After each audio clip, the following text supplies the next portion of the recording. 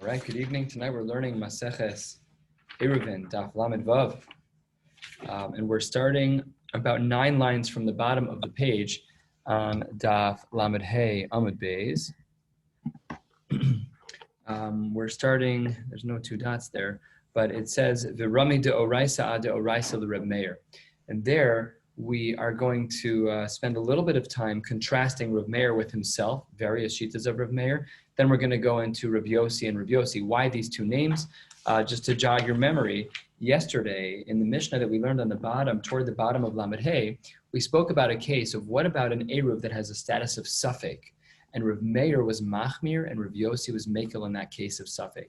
These shitas are going to be governing our whole evening tonight, pretty much, almost, just for the most part. So again, in the case of an Eruv that has a status of Safek, Reb Meir is Machmir on the Safek, and Reb Yossi is Mekel.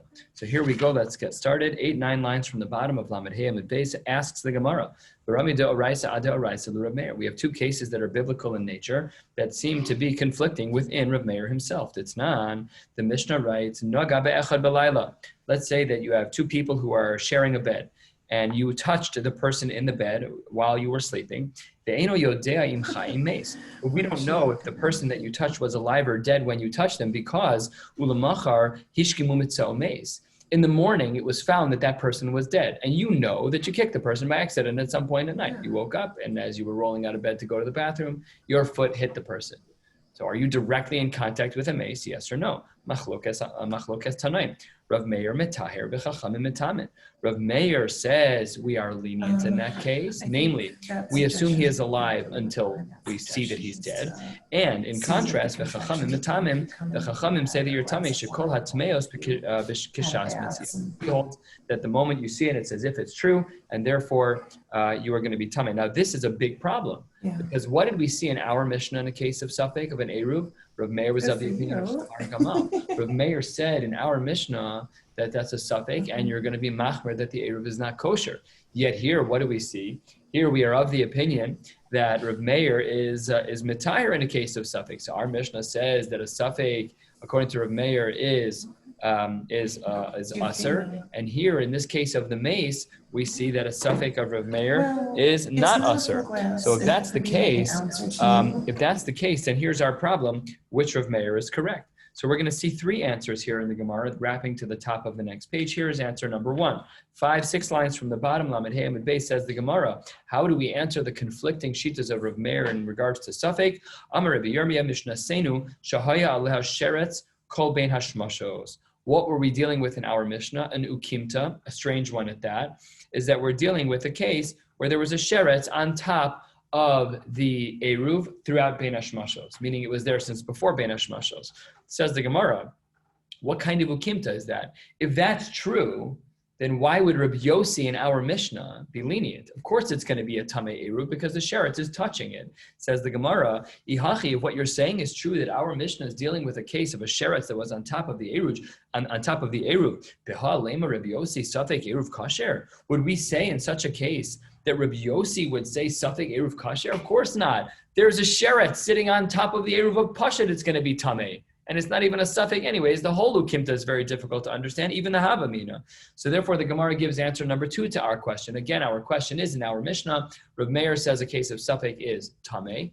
And in this Mishnah of sharing a bed with someone who subsequently has died, maybe you touched him, maybe you didn't, that's a suffix. There it seems to say tahar. So that's our conflict. What's our answer? 3 lines from the bottom. Rabbi v'Rav Yosef ta'amrei tarvaihu hacha b'shtei chitei edim b'shtei kitei edim askinan. We're dealing with 2 different testimonies about our Eruv. Achas omeres mi be'ojom nitma. One person says that the Eruv became tamei from before Bein Hashmashos, in which case it's not a fit Eruv because during Bein Hashmashos it was already tamei. So you at least need your Eruv to be roi during Bein Hashmashos. However, the other group of Edim says v'achas omeres mi shecha shecha. The other opinion, the other set of witnesses that showed up said, no, it became this way after Mishech HaShecha, and that was the case of Safek, where Reb Meir paskined in our Mishnah L'chumra. But here, no, this is not the same case. There are no witnesses here. This is just a pure Safek Yediyas. We just don't know what's going on. And therefore, Reb Meir was willing to be lenient in the case of the person who died in the bed. So that's answer number 2. Answer number 3, as we turn to the top of Lamed Vav Amud Aleph, is from Rava. Rava Amar, Hasam tre chazake lekula. In one of the cases that we learned, there's two chazakas which allow for leniency, namely the case of the person who died. We'll get to that in a second. V'hacha, in our Mishnah, chada chazaka lekula. In our Mishnah, we only have one thing going for us leniently, and that's insufficient for a mayor to change his mind. So what are these two chazakos in the case of the dead person, and what's the one chazaka in our case of Eruv? Let's take a look at Rashi, the third line, Dibur hamaschil, hacha trei chazakein, who Rashi says, there's two chazakos in the case of the mace, a person who shared a bed with a mace, litaher. Umishum hachi azlina lekula. The reason why Rav Meir was lenient in the case of someone who accidentally touched a person who may have been dead at the time, deuki trei lebahade trei. We have two different things going on here. Number one is as follows: the ha'amad mace al chazkaso rishona kol halayla v'chai hava. First of all, when someone dies, what's their starting point? Alive. We don't have to assume that they died. So they have a chazaka. The chazaka is that you're alive. We found you dead now, fine. But your starting point is that you were alive. That's chazaka number one. So therefore, that's number one. And number two, the first of the narrow lines of Rashi, the od ha'amad hanogea al chazkasa rishona v'torah. So there's two chazakas going on here. Number one is that the mace was probably alive. And number two is that the person who is now besafek, the other person who is alive, even if he might be tamei now, but he has a chazkas tahara. So there's a double chazaka here, and therefore we're lenient. Mashein came back in the Gemara. In our case, we only have one chazaka going on in our Gemara, which is that it used to be truma that was not tmeya, and therefore, says Rav Meir, when it comes to two chazakas, there I'm willing to go lekula. But when it only comes to one, which is the case of our Mishnah of truma shenitmeis, and that the truma was still tahora, so therefore in our Mishnah we're going to have to assume that it's tamei. All three of these answers explain the conflicting shitas of Rav Meir in regards to whether or not he holds that in a case of safek, whether or not the case would be a case of tamei or tahor. The three answers, see them as they are here.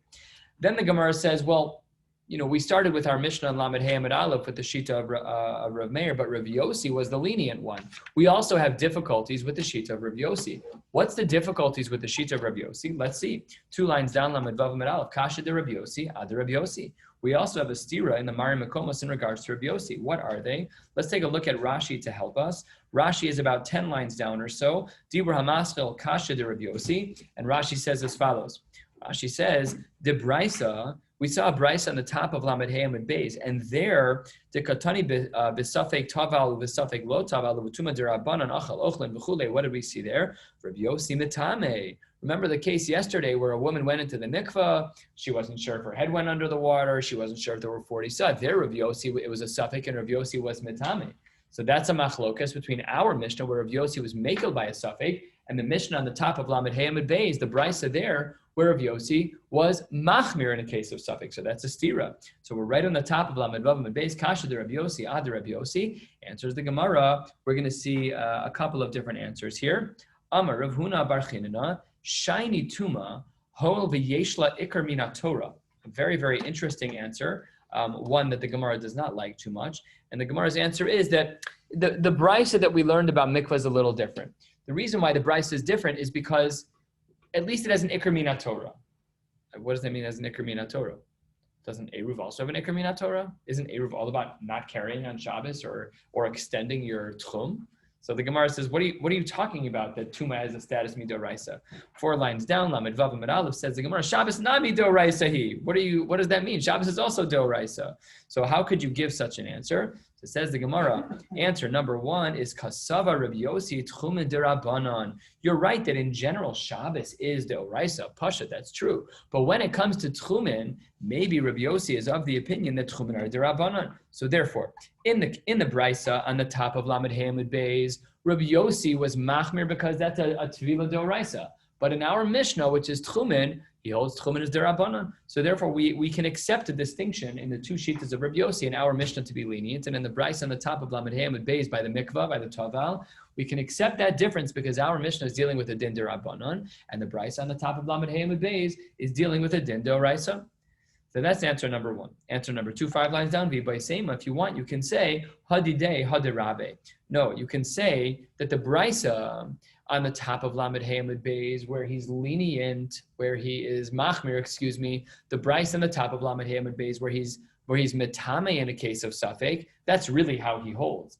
What about our Mishnah where it says that he's mitaher? Hadidei hadi Rabbi, that's his Rebbe's shita. And dekanami, that's in fact implied even within our very own Mishnah. Because what's the last line of our Mishnah? Dekatani. Amar Rabbi Yossi, avtulmos he'id mishum chamisha zakenim shesafek eruv kasher. In our Mishnah, he says that a safek eruv is kasher.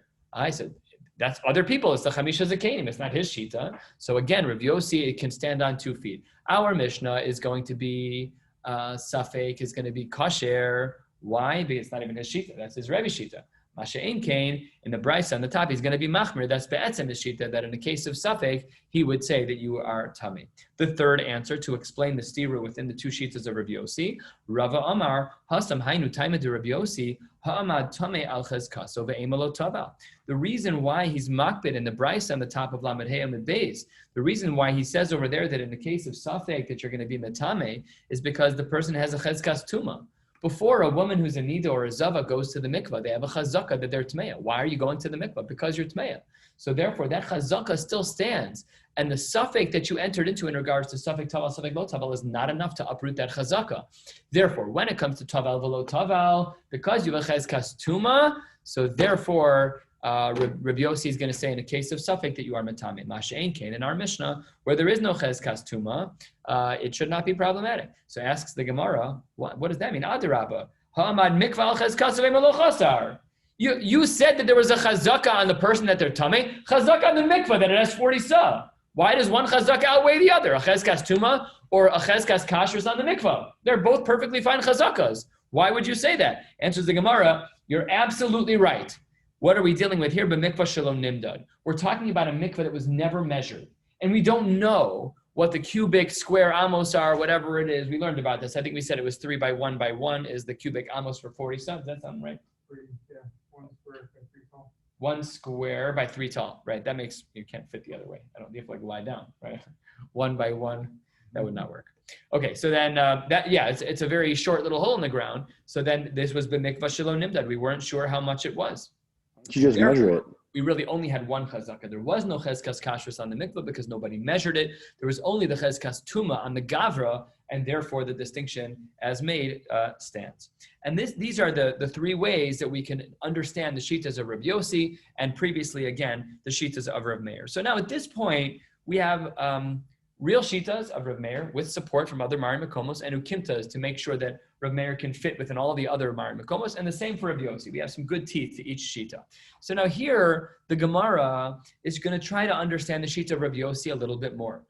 As history goes, we had Mishnayos, and what the Savoraim did after the period of Amoraim, the Savoraim wove together in order brisas that fit with Mishnayos. So this brisa, as you'll see, belongs perfectly with our Mishnah. The brisas are not in their own book. They're only found throughout Shas. So let's see how closely this brisa matches and follows as it relates to the sheet of Rabbi Yossi. So asks the Gemara, Tanya, a quarter of the way down, Lamed Vav Amud Aleph. Tanya, Ketzad Amar Rabbi Yossi Safek Eruv Kasher. What was the case in our Mishnah on Lamed Hey Amud Aleph, where Rabbi Yossi was of the opinion of Safek Eruv Kasher? So first of all, historically, this brisa was clearly written after this Mishnah, right? Because it's very specific. We know exactly what's happening right now because they're referencing our Mishnah. We know he said in the Mishnah on Lamed Hey, although it wasn't on Daf Lamed Hey when he was learning the brisa. This was many thousands of years ago. So how does Rabbi Yossi understand his own case of Safek Eruv Kasher? So the Gemara gives a couple of examples. Erev v'truma. You make your Eruv out of food that's truma, and then Safek mi be'od yom nitmeis, Safek mi shecha shecha nitmeis. After you put the Eruv in place, something happened. After you put the Eruv in place, there was an episode that took place, and we're not sure if it became Tameh before Bein HaShmashos or after Bein HaShmashos. V'chein, and similarly, B'peiros. What about a case of fruit that was used for Eruv? So, Safek mi be'od yom niskenu, Safek mi shecha shecha niskenu. We're not sure when the Trumas and Maasros were taken off of those fruits to make them acceptable. So it says the Gemara in both of those cases, Zehu Safek Eruv Kasher. In these cases, that's our Mishnah. Our Mishnah is dealing with these cases where the Eruv was in place and then something else took place. Aval, however, continues the Brisa, Aval, Ire B'truma. Let's say that you were Ma'are B'truma. And not that something happened to it after you put it into place, but Be'etzem, when you put it in place, Safek Tehora, Safek Tmeya, nothing happened to it. But when you put it there, you had a Safek already. You were putting down as your Eruv something that has a Safek on it. V'chein, and similarly, b'peiros, safek niskenu, safek lo niskenu. We're not sure whether or not when we put them there, the action had already taken place or not. We're just not sure. Was it mesukan or was it not? So then ein zeh safek eruv kasher. That is the brisa that explains what Rabbi Yossi was talking about. Now the Gemara has a very difficult time with the first half of this brisa. In the first half of the brisa, we equated the case of truma, where we were not sure when it became tameh after it was placed down, and the fruits. So here's what the Gemara asks on this. We're almost halfway down Lamed Vav Amud Aleph. Ma'ishna truma, in regards to truma, in the case which Rabbi Yossi said this was a safek eruv kasher, in regards to truma, we said over there, De'amrinan ha'ama truma al-chez kasa ve'ema tahorei. What was the starting point for the truma? The starting point for the truma is that it was tahora. Why should truma start? Truma's tahora until it becomes tamei tahor, until otherwise noted. So what's the starting chazaka of truma? Tahora. However, peiros, we should follow the same rules. If what you're saying is that we're going back to the starting chazaka of truma, we should also go to the starting chazaka of fruit. But what's the starting chazaka of fruit? Tevel. It's not like the truma that's tahora. Tevel's aser. So says the Gemara, but peiros nami hama tevel al chazkas. So go back to the first starting assumption of the fruits. Ve'ima lo niskenu. It should be tevel. So how does the reisha make sense? The reisha of this brisa assumes that both the case of truma and the case of peiros are equal and they're congruent. Asks the Gemara, no, they're not, because the starting chazaka of truma is that it's tahora, and the starting chazaka of fruit is that it's tevel and aser. So how does that work? Says the Gemara, you're absolutely right, and a great question. And therefore, we change the language of the brisa. How do we change the language of the brisa? Says the Gemara in regards to peiros. Lo tema safek mi ba'od yom niskinu. We're not talking about fruits where we're not sure if they were mesukan or not. They were mesukan already. Elaima safek mi ba'od yom nidmeu, safek mi shecha shecha nidmeu. Remember what nidmeu is with the dalet, the nidmeu? That's a case where it was already mesukan, but then it got mixed up in a way where we're not sure if it's accessible because truma was added to it, and you're a zar, you're a regular yid, you're a Yisrael, you can't eat that food. So that's dema. That's the dema that we're talking about here. So that's the Gemara. And now, what's the starting point? We know that the fruit was mesukan. Starting point is mesukan, just like the truma, which is tahora. So that's how the Gemara answers this question. Now we're going to see a couple of questions here in the Gemara. In classic form, the Gemara is going to try to expand some of the rules, I should say better. The Gemara is going to test the limits of how far the guidelines are that we've learned already. Let's see the first limit tester right here. Ba'a Rav Shmuel bar Rav Yitzchak me Rav Huna. Rav Shmuel bar Yitzchak asked a question from Rav Huna.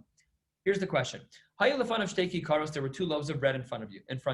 Achas tmeya v'achas tahora. One was truma, that was a loaf of bread that was tmeya, and the other was perfectly fine, it was tahora.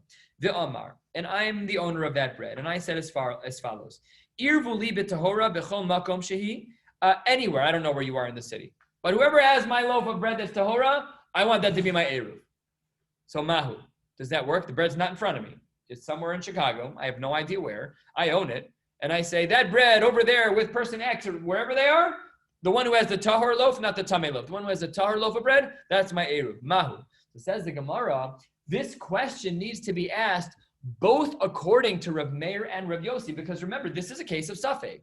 I don't know where my loaf of bread is, but it's a case of safek of the loaf of bread and where it is. So says the Gemara, Tiboy le Rav Meir. What's the first safek? There's only one safek, which is whether or not we just don't know where it is. Right. We'll see in the Gemara that there's a lack of yediyas, and does that impact what's happening here? That's exactly what the Gemara is going to say, to your point.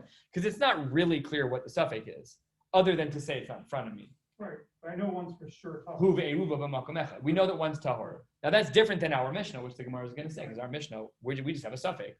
We just don't know. So we have one item that's unclear. That's going to be the Gemara's answer to one of the shitas. So Tibai le Reb Meir and Tibai le Reb Meir and Tibai le Reb Yossi.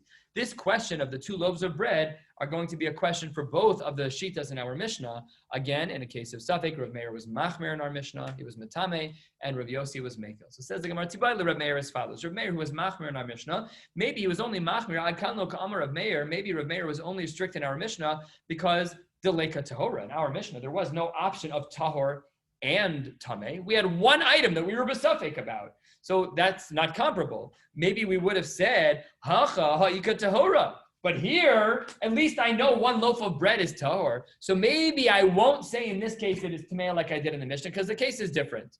O Dilma, or perhaps we could ask the question the other way against Rabbi Yossi. Rabbi Yossi in our Mishnah said that in the case of Safek, that we are lenient. Let's see what he would say here. O Dilma, afilu the Rabbi Yossi, even Rabbi Yossi, who was lenient to our Mishnah, lo kamar, he didn't say his leniency, ela hasam, dim isa, dihi tahora, yadala. At least I know where the item is. So therefore, in my Mishnah, I'm going to be makel. However, aval, hacha, in our case, I have no idea where you are with my kosher loaf of bread. Halo yadala. So maybe Rabbi Yossi would be hung up on the location. We have this principle. So Rabbi Yossi is saying, I'm sorry. I'm going to be lenient in our Mishnah Lamed Hey Amud Aleph, but this is too much because it's not huve ruba b'makom echad. So says the Gemara, no. We don't accept either of these possibilities. Amar le, it is, in both cases, everyone would agree. Bein l'Reb Yossi, bein l'Reb Meir, ba'inan seuda haruya mi be'od yom v'leka. We don't have what we need here. We need this meal to be ra'ui. We need it in front of us. We need it to be ready to go. I can't give you this whole circuitous thing of where are you? I don't know. It's got to be in front of you in tahor. Now, Rabbi Yossi will be lenient in our Mishnah, but here we have a fundamental flaw in the case of the shtei kikaros, which is that you're not with me. And that we need it to be ra'ui, mi be'od yom, with you, ready to go. And that's not the case here. So therefore, concludes the Gemara, both Rav Meir and Rabbi Yossi would agree in this case that the case of the shtei lechem, one is going to be tamei, one's going to be tahor, that you're not allowed from a distance to say, I'm being kovei my makom here. That doesn't work, according to all opinions. So we tried to test the limit of our Mishnah, and it didn't work. So still, Rav Meir and Rabbi Yossi are going to argue about the same thing in our case. Let's continue. Next question that's going to try and test the limit. V'aminei Rava, me Rav Nachman. Rava says to Rav Nachman, Rava 4th century of Amoraim, Rav Nachman, his Rebbe, a generation earlier, Kikar zu, I have one loaf of bread. Hayom chol l'machar kodesh. Today, I want this bread to be chulin, accessible to someone like me. However, once the next day starts, u'lemachar, I want it to be kodesh. I want that to be hektish. I want to donate it to the Beis HaMikdash. V'omar, and I said, Irvuli bazeh mahu. And I said about that piece of bread, it's only, all right, we scaled back now from our last limit testing of 2 loaves of bread. Now our case is only 1 loaf of bread. Day 1, Friday, let's call it. Rashi says we're talking about Friday here. Day 1 is going to be chulin, and day 2 is going to, so really what's our question? What happens at Bein Hashmashos? When is the shift of Kedusha? When do we say you go from chulin to hektish? Now, if it's chulin throughout Bein Hashmashos, perfect. That's my Eruv. But if we say that the hektish kicks in before Bein Hashmashos, nothing, because it's hektish. And we need your food to be ra'ui during Bein Hashmashos. So that's what the Gemara is asking. So Amar Le, what does Rava say back to Rav Nachman? When Friday is a day of chulin and Shabbos is a day of hektish, Eruvo Eruv. Amar Le, Eruvo Eruv, that works out fine. Namely, during Bein Hashmashos, the transfer from chulin to hektish has not yet taken place. Didn't you learn before where you say even if you knew it was hektish, you could still make it for an Eruv? Where? Something like the yayin for the nazir. Right. We have limitations. That's true. That's true. Why is this a new case? What was the case before? Yain and Nazir? We've been under. Hold on 1 second. Our whole Mishnah is about Truma. What was our Mishnah about? Truma also could be hektish. Right. But our Mishnah is Truma Shenitmes. That's not shaykh to anybody, right? All of these cases in our Mishnah, Truma Shenitmes, maybe Ojam Eno Eruv Shecha Shecha Hareza Eruv. Correct, because during Bein Hashmashos it was fine. So you want to say that here it should not be even a question in the first place. Because it transfers to hektish before Bein Hashmashos. Yeah, that's totally correct. Let's see if Rashi says anything. If not, I'll have to look it up later. Let's see if Rashi deals with this. Kikar zu. Mahu. Hol ben hashmashos safeku. Chayshinan dilma kodem knias eru chala lehektish ve'ein ma'arvin behektish. Rashi says. This is Rashi Dibra Maskil Mahu, about 10 lines from the bottom. A little bit more maybe. Rashi says Dibra Maskil Mahu. Holu ben hashmashos safeku. Because we're not sure exactly when the transfer takes place from chulin to hektish, so dilma kodem knias eruv, maybe prior to the actual kinyan of the eruv, namely during the day on Friday, chal aleha hektish, the ein me'arvin behektish. This is the second time we saw this. Somebody asked this question before, and Rashi said this before also. Hektish has its own din. I remember saying this before to someone. Your question is still better than my answer, because why would, well, Truma's not, Truma's Truma that's not tummy, a Kohen can eat. yeah, but that's not hektish. Hektish is not yours. Hektish is not yours, Bechlal. Correct. Hektish belongs, that's the deal. This is the next level. This is the next level. It's not Truma that's usher to you as a Yisrael. This is hektish. It doesn't belong to you, Pasha. It belongs to the Gavoa. What? Right, but Truma's exactly like a nuzzer. It's not good for Correct, me, correct, somebody correct. So else. that would still, Truma Shenitmes is not shaykh even by the Kohen. Okay, so that's the answer. So Rashi highlights it here of Ein Ma'arvin Behektish, and it's not yours. So that's our case. We have a suffix here. So then, thank you for clarifying. I appreciate the push. That's good. So then the Gemara says here, Amar Le, we are 6 lines from the bottom. Amar Le, when Friday goes into Shabbos, when the chol is first on Friday, and then it transfers to Hektish, then we say Amar Le Eruvo Eruv. What if it was reversed? Asks the Talmud. Says Rava to Rav Nachman. What if it was Hayom Kodesh Ulamachar Chol? What if on Friday that day was Hektish, and Shabbos it transfers to Chol? How do you downgrade? So Rashi points out, you're podeid onto coins. So you're transferring the Kedusha from the food to the coins. The food becomes chulin again, and now you want it as your Eruv. Perfect. Okay, so let's see what the Gemara says. Omar Le, Rav Nachman says back, Ein Eruvo Eruv, first of the long lines, Ein Eruvo Eruv. Says the questioning Talmud, Rava, Maishna? I don't understand. Omar Le, the Rebbe says to the Talmud, Rav Nachman says, L'chi techol aleha kura de milcha. Go eat a whole big pile of salt. A big discussion what this metaphor means. In some of the Hasidic Svarim, salt is an equivalent to the sharpness of the brain. There's some Mari Makomos on this and some of the Svarim. Nevertheless, the point is it's some type of metaphor, a colloquialism that was used in their day. And here's how Rav Nachman explains. Hayom chol ulamachar kodesh. If today is chol, misveika lo nachtale kedushe.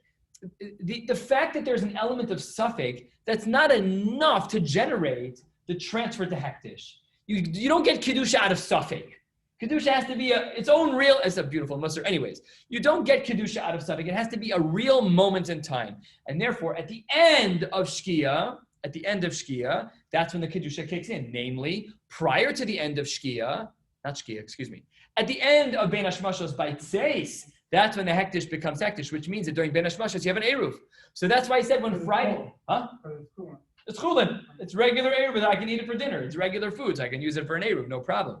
But says Rav Nachman, 4 lines from the bottom. Hayom kodesh ulamachar chol. If you start out with kedusha, that food is hektish on Friday. So when would the pidia? When would you be podeh from the food to coins ulamachar chol? Misveika lo pakale kedush demine. Suffix is also not enough to reduce the status automatically, at least to reduce the status of kedusha.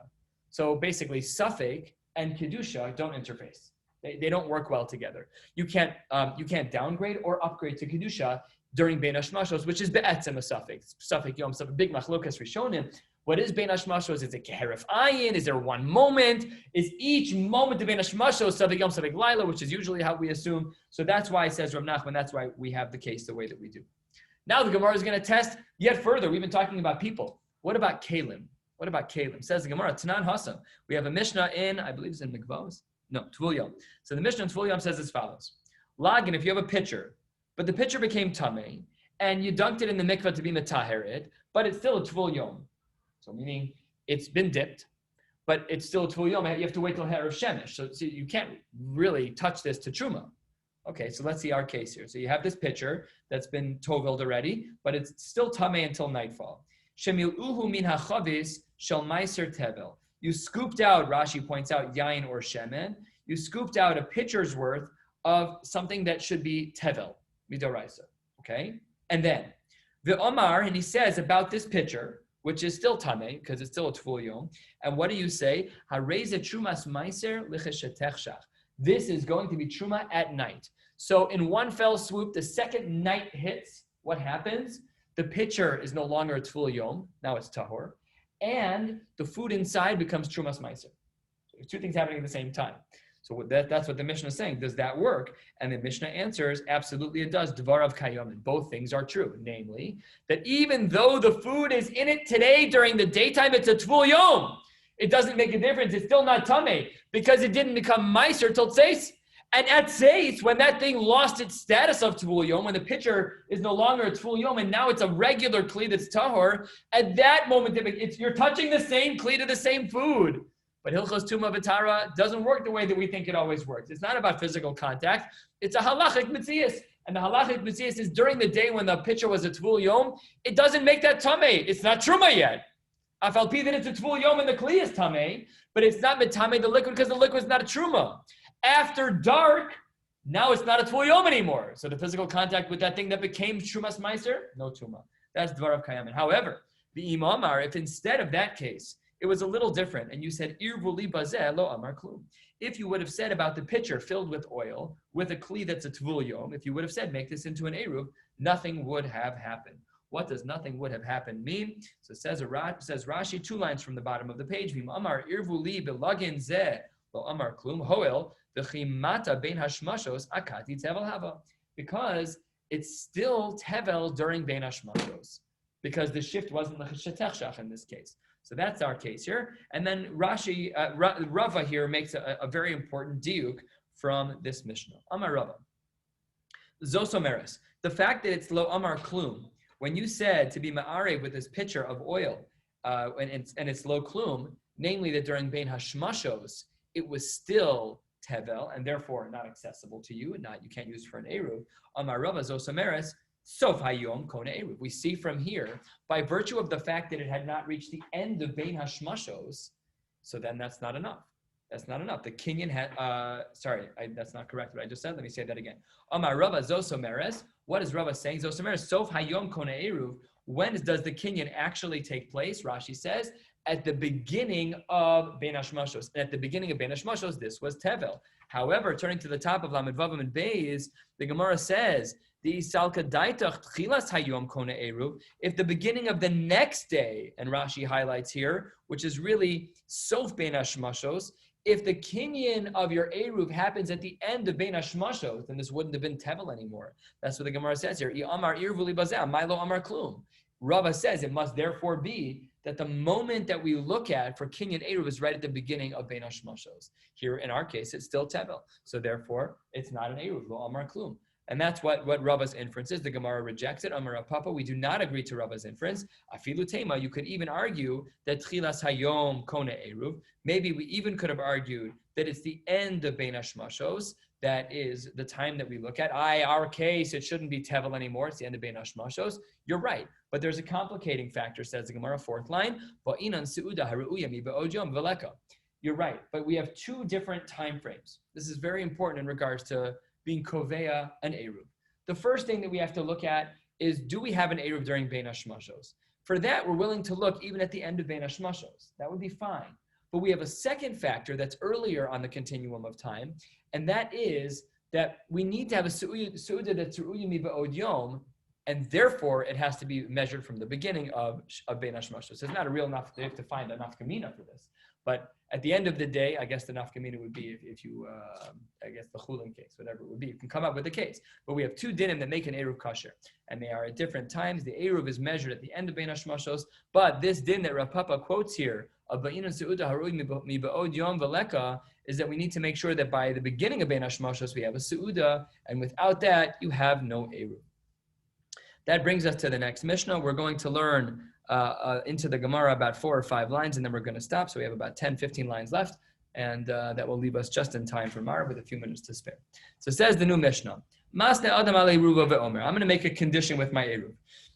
Im ba'u nachrim min ha-mizrach. If the nachrim, in this case soldiers, it's not stam nachrim. Im ba'u nachrim min ha-mizrach, then Eruvin l'ma'arav. I put in 2 Eruvin.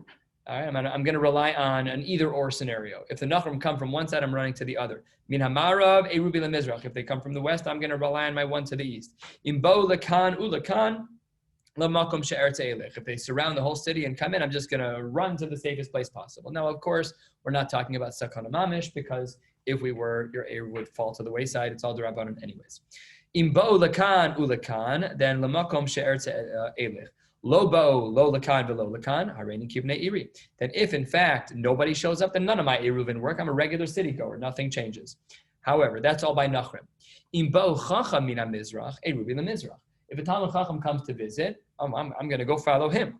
Min ha'ma'arav Eruvin l'ma'arav. If he's coming to the west side, then I'm going to go follow him there. What if Balakan Ulakan, two Talmidei Chachamim coming from the east and west of the city? Lamakom she'eretz ha'elech. What if nobody shows up? Lo lakan v'lo lakan. So then Hareini kivnei iri. Then I'm just a neutral status, and my Eruvin are not really applicable. I have my regular 2,000 amos in each direction. Rabbi Yehuda Omer imhaya echad mehen rabo. Rabbi Yehuda is just making a gentle implication here that if you have a Rebbe muvhak, which has a halachic status, a Rebbe muvhak is defined in halacha as the person who taught you the most Torah. So my Rebbe from Smicha of David Miller would be categorically my Rebbe muvhak. I learned more halacha under him for sure than under anyone, without question. So he'd be my Rebbe muvhak. There's different din by Rebbe muvhak. So this is one difference Rabbi Yehuda highlights. If your Rebbe is the one who's coming to one side of the city, and a different Talmud Chacham is coming to the other, the other Eruv doesn't work for you. It's halachic. It's not just stam. It's halachic. The Rebbe Mufak is a trump card, and you have to go to him and not to your other Rebbe. The other Eruv would not work. If both of them were your Rebbe, so then Lamakom Sheyirse Yelech. He can go to either one he wants. Now, what's complicating about this seems pretty straightforward, is that if the enemies come, you go opposite. If the Chachamim come, you go to that side, right? That seems pretty simple. The problem is that there was another version of this Mishnah, and that is Ki Asa Rav Yitzchak, as the Gemara opens halfway down Lamed Vav Beis, Ki Asa Rav Yitzchak Tani Ipcha Kulam As Nisan. He said the exact opposite. He said that if the enemies come from the east, I'm going to go to the east, not to the west. I'm going to go greet them, or whatever the case may be. We have to see what his case was. The Gemara is going to ask on this right away. So he had the whole Mishnah reversed in what directions you might go. So asks the Gemara, Kasha Nachrim Nachrim, Kasha Chacham Chacham. If Rabbi Yitzchak had a different version, so Rabbi Yitzchak has a whole conflict with our Mishnah. How do we answer these two conflicts? Nachrim Nachrim, Chacham Chacham. So says the Gemara, Nachrim Nachrim lo Kasha. There's no problem in regards to the case of Nachrim. Ha bipar hagbana. One is talking about the parhagna, Rashi, Dibur Hamaschil, parhagbani, a little different in Rashi, about a half an inch below where we are. Rashi says, Gaboy masu vorech mipneim, is the tax collector. Run. If he's coming to the east, you go to the west. Maybe because it's Shabbos, you're chayav to pay taxes. We're all obligated to pay taxes. Whatever. We're obligated to pay taxes. However, what? Grandfather tax. Yeah. The Godfather tax. So here, for sure, if they're coming in and it's Shabbos, you're afraid they're going to make you pay on Shabbos, whatever the details are, you're going to run away from him. So then Mizracho to the opposite direction, that works out just fine. However, what about our Mishnah? That was our Mishnah. What about Rav Yitzchak's Mishnah about the Nachrim? B'mari demasa. What Nachrim are you running toward on Shabbos? It's the politician. It's Mari demasa. It's the mayor, the governor. Those people, you got to grease the wheels, you got to stay friends. If he's in the Mizrach, I'm coming to the Mizrach. That's Rav Yitzchak's brisa. What? Or she. Yes. Or she. I'm going to keep this as kaddish as I can. Says the Gemara, what about the stira between our Mishnah and the version of Rav Yitzchak in regards to Chacham HaChacham? So they're two lokasha. Ha b'mosi pirke. One is where someone is giving a shir. You have your Rebbe who's giving a shir on one side of town, then Pashit, you're going to go to that side of town. And Ha b'mikre shama, one, this is an interesting case. Ha b'mikre shama, Rashi, about an inch below where we are. Rashi mikre shama, klomar, balame tinokos lehis palel. This is where kids have to go to school. What do kids do when the Rebbe comes to town? Shalom, I'll see you later. I'm going the other way. So other Meforshim explain, it's not really that. It's when it's either or. If you have your Rebbe or take your kid to school, you should go to your Rebbe. Now, you can discuss shilas in the postgame about which one's the right way to do. Ask your local Orthodox rabbi. But that is what the Gemara says here. And that's how we explain these two exact mirror images of one another, our Mishnah versus Rav Yitzchak's version. We asked Nachrim Nachrim. We said some Nachrim we want to run from, the tax collectors. Some we want to run to, the mayors and the governors. And then we said the same opposites about the Chacham. That on the one hand, you have the Chacham that you want to chase, which is your Rebbe, and you have the other one that you want to escape, which is when your Rebbe's teaching on one side and the kids have school on the other, so then you go to your Rebbe.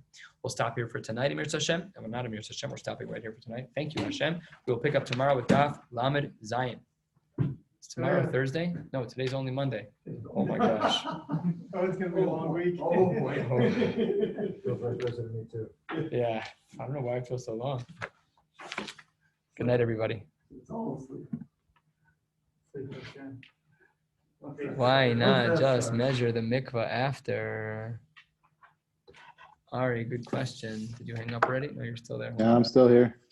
Let me just turn you up so I can hear you here.